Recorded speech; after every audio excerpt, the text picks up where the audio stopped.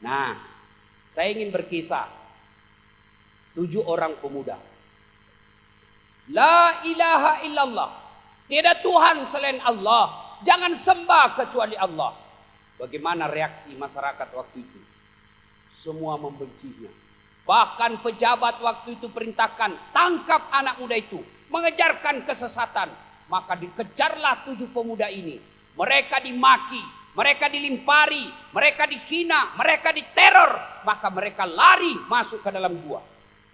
Begitu masuk dalam gua, sebelum mereka tidur, mereka berdoa kepada Allah. Ya Allah, rahmati kami, lindungi kami dari orang-orang jahat, selamatkan akidah kami ya Allah. Mereka tidur. Selang kemudian mereka bangun. Setelah bangun, mereka saling bertatap. Lapar mereka. Berapa hari kita tidur mas bro? Semalam. Kayaknya lama ini. Yang satu berkata, kami lapar, kau keluarlah dulu belanja. Keluarlah satu orang belanja. Begitu dia bayar ke toko, kata penjual barang itu, mas bro, ini duitmu tidak laku. Ini duitmu berlaku 309 tahun yang lalu. Masa baru kemarin kami tidur? Tidak, kamu tidur ini uangmu 309 tahun yang lalu. Pulang dia. Dia periksa ternyata ada anjing yang ikut bersama dia. Ternyata anjing ikut pun sudah mati dan tinggal tulang belulang. Berapa lama dia tidur? 309 hari. Tidak percaya? 309 tahun. Tidak percaya? Buka surah Ashabul Kahfi. Tidak percaya lagi? Berhenti kau jadi orang Islam. Al-Quran jelaskan. Tidak masuk akal. Mana bisa orang tidur 309 hari? 2 hari aja orang tidur sudah bening. Berapa ibu? Ternyata ibu perhatikan. 309 tahun. Gak masuk akal. Tapi kalau Allah yang mau, pasti terjadi. Ada lagi. Ibrahim alaihissalam. La ilaha illallah. Tiada Tuhan selain Allah. Jangan sembah kecuali Allah. Marah lagi penguasa waktu itu. Tangkap Ibrahim. Namanya Raja Namrud. Tangkap dia. Penjarakan. La ilaha illallah. Tiada Tuhan selain Allah. Ibrahim alaihissalam dimusuhi. Suatu ketika Raja Namrud pergi berburu di tengah hutan. Ditinggalkanlah dia punya tempat ibadah. Di dalamnya banyak patung. Patung-patung kecil. Masuk Ibrahim alaihissalam. Dia hancurkan semua patung-patung. Satu yang disisa. Patungnya, patung apa? Yang paling besar, kebetulan patung itu begini tangannya. Lalu Ibrahim alaihissalam, dia gantunglah kampak itu di atas tangannya patung besar ini. Yang lain sudah pada hancur. Satu patung yang besar ada kampak. Datang Raja Namrud. Masuk ke rumah ibadahnya. Kaget. Siapa yang hancurkan Tuhan-Tuhan kami? Sebarkan intel. Tangkap. Disidanglah Ibrahim. Ibrahim. Katanya kamu yang bunuh kami punya Tuhan. Bukan saya Tuan Raja. Siap, bukan saya Tuan Raja. Siapa bilang? Bukan saya. Ini. Tangannya menunjuk patung yang besar. Meskipun kata ini sebenarnya menunjuk dirinya. Bukan saya Tuan Raja, tapi ini. Tangannya menunjuk patung. Sesungguhnya kalimatnya menunjuk dirinya. Nah, ini teknik berbohong. Pak Bupati perlu tahu, ada 3 bohong yang boleh. Yang kasih dengar perempuan. Sudah ada rupanya di sini. 3 bohong yang boleh Pak. 1, bohongnya seseorang untuk mendamaikan orang bermusuhan. Musuhan Pak Bupati dengan Pak Ketua DPR. Saya datang ke Pak Bupati salam dari Pak Ketua DPR. Padahal saya tidak pernah ketemu DPR. Pak Ketua salam dari Pak Bupati. Bohong seperti ini boleh mendamaikan orang bermusuhan. Tidak dosa. Yang kedua, bohongnya seseorang untuk melindungi jiwa orang baik. Saya ceramah, jangan kau dekati Hamar. Yang pemabuk temannya setan. Marah pemabuk. Dia kejar saya lari, kejar saya lari. Sembunyi di rumahnya bapak. Begitu datang pemabuk, mana Dasat? Saya tidak lihat. Mana Dasat? Tidak ada di rumah, saya tidak tahu. Pergi mereka. Malah bapak dosa kalau jujur waktu itu. Mana dasar? Yang ketiga, ini agak berat. Bohongnya seorang suami untuk membahagiakan istrinya. Nah, boleh bapak bohong. Kau sudah kawin? Enggak. Kau sudah kawin? Enggak. Sumpah. Kau sudah menikah? Enggak. Ah, boleh bapak bohong seperti itu. Besok-besok ketahuan, kau bilang enggak. Tidak kusangka kau bohong sama saya. Kau ternyata sudah menikah. Saya ingin membahagiakanmu sayang. Saya tidak mau melukai perasaanmu. Maka ku rahasiakan supaya kau tidak luka perasaanmu. Aku bohong supaya kau senang. Ternyata hari ini Allah takdirkan kau tahu. Apa boleh buat, inilah nasib burukku. Bapak dapat rumus. Pak Bupati, sejujurnya soal poligami lebih baik minta maaf daripada minta izin. Kalau bapak minta izin diminta palu-palu yang terbang. Bercanda pak, bercanda bu, jangan bawa hati.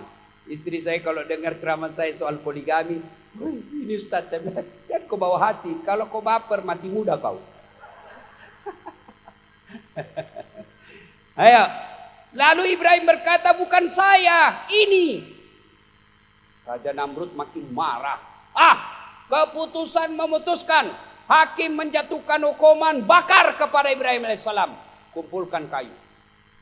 Nyalakan. Pas nyala besar, Namrud perintahkan, lemparkan masuk ke bara api. Ibarat lapangan ini penuh api. Masuk Ibrahim. Semua kata, mati kau, rasa kau sok hebat. Habis api, tinggal debu-debu. Ada goyang-goyang dari sisa-sisa bakaran. Ternyata Ibrahim alaihissalam keluar. Tidak masuk akal. Mana bisa manusia dibakar hidup-hidup bisa hidup? Kalau Allah yang mau. Ibrahim alaihissalam. Tidak percaya, buka Al-Quran. Masih tidak percaya, berhenti kau puasa. Al-Quran wajib kita percaya. Berikutnya lagi.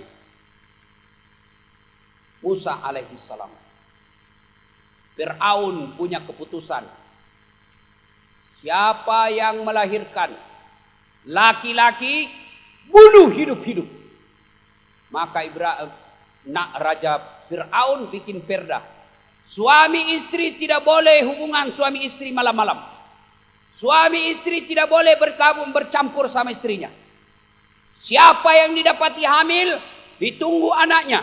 Kalau laki-laki, bunuh hidup-hidup. Akhirnya perda dilaksanakan. Semua laki-laki bayi yang lahir kubur hidup-hidup. Lahir Musa, gelisah ibunya, dibawa lari. Lalu disimpan di dalam gua. Akhirnya ibunya pasrah. Ibunya membuat peti. Dihanyutkanlah Musa kecil ke atas peti. Sungai Nil. Hebatnya Sungai Nil. Airnya mengalir ke kanan, petinya Nabi Musa mengalir ke kiri. Ibu-ibu pernah lihat sungai? Pernah lihat got? Got depan rumah ibu? Pernah? Coba kalau banjir, penuh got kita, hujan. Kalau airnya mengalir ke kanan, benda yang ada di air mengalir ke mana? Kanan. Kalau air mengalir ke kiri, benda yang ada di air mengalir. Tapi Sungai Nil, airnya mengalir ke kanan, petinya Nabi Musa mengalir ke kiri melawan arus. Subhanallah, tidak sampai di situ. Justru petinya Nabi Musa hanyut masuk ke penggarangannya Fir'aun. Siapa yang dapat? Istrinya Fir'aun. Begitu dia dapat peti bayi laki-laki, gembira istri Fir'aun. Ya Tuan Raja, saya dapat kiriman dewa. Fir'aun katakan, bunuh. Tidak, ini kiriman dewa. Sudah lama saya menginginkan anak laki-laki. Ini pasti utusan dewa yang selalu saya berdoa. Begitu Fir'aun muncul, dia melihat Musa dikencing. Fir'aun bikin perda bunuh anak laki-laki. Justru Musa alaihissalam besar di dalam rumahnya Fir'aun, laknatullah alaihi. Tidak masuk akal. Kalau Allah yang mau, pasti terjadi.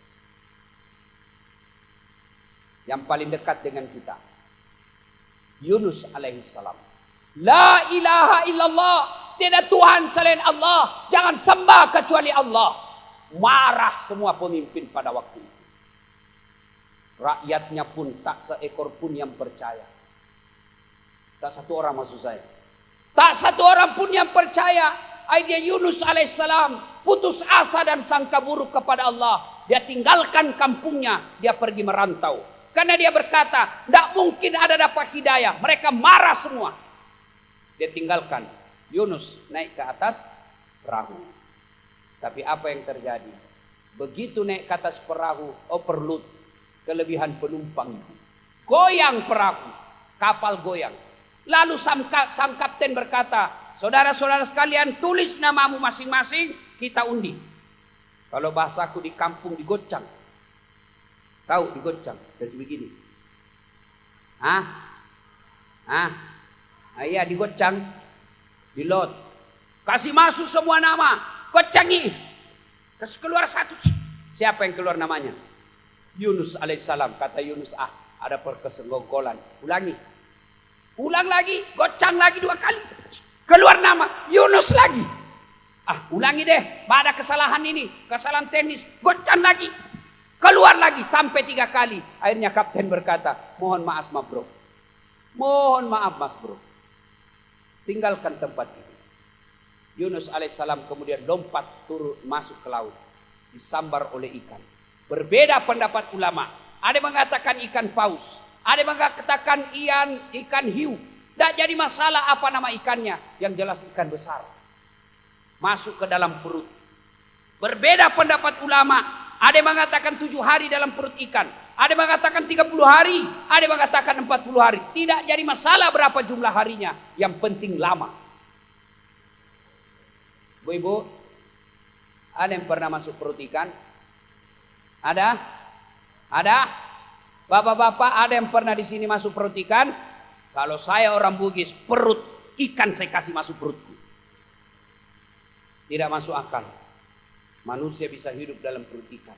Tapi kalau Allah yang mau, Yunus alaihissalam cukup membaca La ilaha illa anta subhanaka inni kuntum nadzalimin. Dia ulang-ulang, dia baca terus itu, baca ulang. Muntah ikan hiu. Keluar Yunus alaihissalam. Hidup selamat. Tak masuk akal. Tapi kalau Allah yang mau, terjadi. Terakhir, banyak sebenarnya kisah. Tapi terakhir kisahnya. Muhammad alaihissalam. Muhammad sallallahu alaihi wasallam. La ilaha illallah. Tiada Tuhan selain Allah. Jangan sembah kecuali Allah. La ilaha illallah Muhammad Rasulullah. Marah Abu Jahal, Abu Lahab, Abu Sofyan, Abu Goso. Marah mereka semua. Lalu Abu Jahal bikin kebijakan. Saudara-saudara sekalian, hari-hari terakhir ini Muhammad semakin dakwanya makin melebar. Makin banyak masuk Islam. Makin diintimidasi, makin banyak simpatisannya. Diapain ini? Rapat darurat. Pak Ketua, bagaimana kalau Muhammad kita sogok perempuan? Kata ketua sidang, mohon maaf, Muhammad bukan pejabat Indonesia. Kasih perempuan hilang akal sehatnya. Kalau begitu Pak Ketua, kita sogok kasih uang. Muhammad bukan pejabat Indonesia, kasih uang hilang perkara. Ada pejabat begitu? Ada anggota dewan begitu? Ya kau salah, kenapa kau pilih? Nah, ada lagi yang ngutus. Kalau begitu Pak Ketua, kita angkat dia pejabat paling tinggi. Tidak mempan, Muhammad bukan gila jabatan. Dari belakang ada yang ngutus. Pak Ketua, ya bagaimana kalau kita bunuh saja? Ketua kata, ini kan Bani Hashim. Dia punya keluarga, dia punya keturunan, dia punya marga. Kalau dibunuh, marah Bani Hashim. Begini Pak Ketua, kita panggil semua Bani yang ada di Makkah ini. Kita kumpulkan semua kepala suku yang ada di Makkah ini. Kita borong dia, kita keroyok dia. Kalau Bani Hashim marah, maka dia akan berhadapan dengan semua suku yang ada di Makkah. Gimana? Setuju?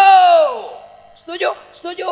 Oke, ini rapat memutuskan Muhammad besok malam dibunuh. Tidak boleh bocor. Siapa yang bocorkan kita pancung kepalanya.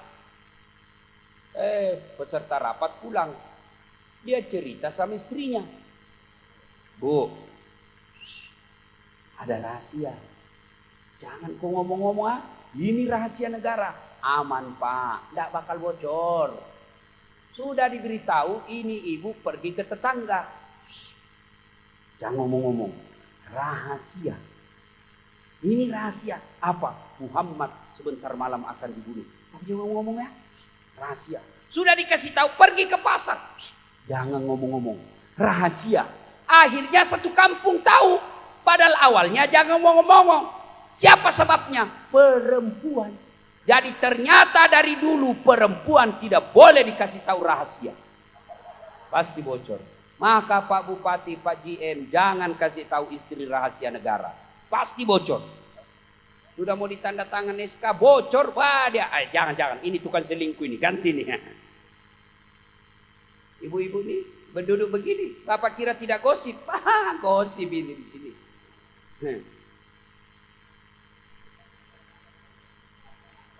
Saya tadi ada saya dengar dia gosip saya. Begitu saya lewat beli, kecil aja orangnya.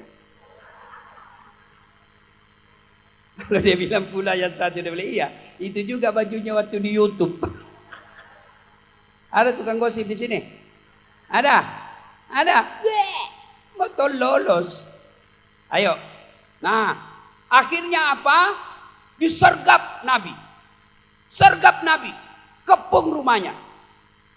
Dalam riwayat dijelaskan kucing pun pasti ketahuan kalau lewat.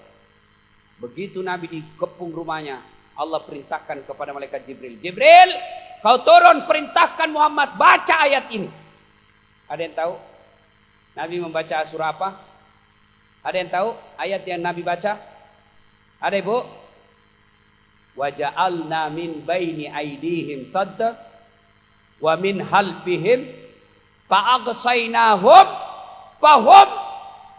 Di muka mereka, belakang mereka, dinding kiri kanan, kami tampakkan dinding depan dan belakang dan samping kiri kanan mereka seolah-olah ada dinding sehingga Nabi keluar tidak ada yang melihatnya. Ayat ini yang dibaca mahasiswaku kalau ada rahasia polisi lalu lintas. Begitu dia ada rahasia lalu lintas, dia standar motornya baru dia baca. Waja'alna min baini aydihim sadda wa min khalfihim sadda fa aghsaynahum fahum la yubsirun. Begitu lewat, dia datang sama saya. Ustaz kau bohong. Apa kau bilang kau bohong? Saya baca ini ayat, kenapa saya ditilang? Kenapa kau ditilang? Saya tidak pakai helm. Bukan ayat yang salah, kau yang dongo. Beleng-beleng, baru itu polisi hafal juga itu ayat. Sudah lewat Nabi, gak ada yang melihatnya. Kemudian begitu terbangun mereka seperti dihipnotis, Nabi sudah jauh. Bangun Abu Jahal. Aina Muhammad? Disergap rumahnya Nabi, didapatnya Ali. Aina Muhammad? Mana Muhammad? Kata Ali, orang tidur baik-baik kau ganggu. Marah Abu Jahal, Abu Lahab, Abu Jahal lalu bikin pengumuman. Saudara-saudara sekalian bangsa Makkah, siapa yang mendapati Muhammad dalam keadaan hidup atau mati, hadiahnya saya kasih hadiah 100 ekor onta betina hamil tidak ada suaminya. Namanya juga onta ibu, ya hamil namanya binatang. Hamil tidak ada suami kan wajar, namanya binatang. Tapi sekarang banyak perempuan hamil tidak ada suaminya.